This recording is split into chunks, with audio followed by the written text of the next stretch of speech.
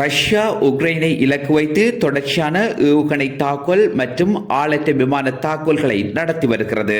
வியாழக்கிழமை மற்றும் வெள்ளிக்கிழமை, அதாவது நேற்றைய தினம் ரஷ்யா 5 ஏவுகணை தாக்குதல்களை நடத்திய வேளை உக்ரைனின் வான் பாதுகாப்பு சாதனங்கள் இடைமறித்து அந்த 5 ஏவுகணைகளை மெல்னிஸ்கி, சுமி, செர்காசி பகுதிகளில் சுட்டு வீழ்த்தியுள்ளதாக உக்ரைன் அறிவித்திருக்கிறது.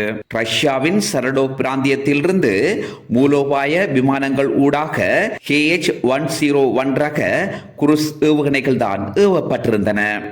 அத்துடன் ரஷ்யாவின் குர்ஸ்க் ஒப்லாஸ்ட், பிரிமோஸ்கோ அந்த பகுதிகளில் வைத்து உக்ரைனை தாக்குவதற்காக 19 சாகட் ஆளற்ற விமானங்களை அனுப்பி வைத்தது ரஷ்யா.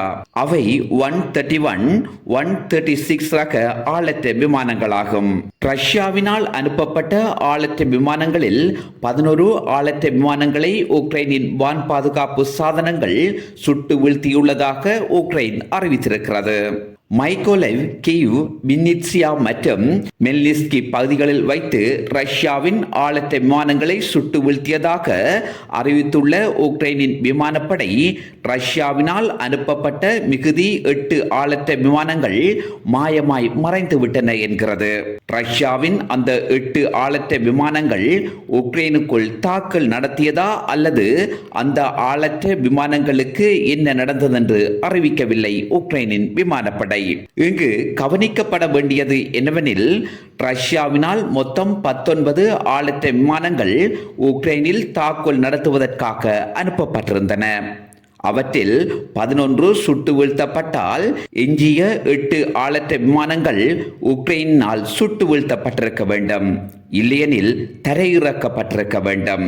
ரஷ்யாவின் ஆளற்ற விமானங்களை உக்ரைன் தரையிறக்குவதற்கான சந்தர்ப்பங்கள் அரிதென்றே கூறலாம்.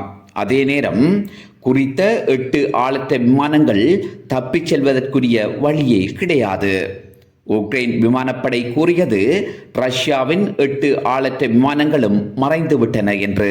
அதன் அர்த்தம் என்னவெனில், அந்த 8 ஆளற்ற விமானங்களும் உக்ரைனில் ஏதோ ஒரு இடத்தில் தாக்குதல் நடத்தியிருக்க வேண்டும்.